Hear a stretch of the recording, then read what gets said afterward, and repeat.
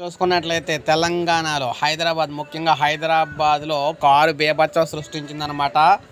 Jubilee హిల్స్లో car బీభత్సం metro పిల్లర్ను ఢీకొట్టి మరి మీరు చూసుకుంటే హైదరాబాద్ నగరంలోని జూబ్లీ హిల్స్లో కారు బీభత్సం సృష్టించింది. మెట్రో పిల్లర్ డివైడర్ను కూడా ఢీకొట్టి రోడ్డుకు అడ్డంగా అయితే నిలిచిపోయింది.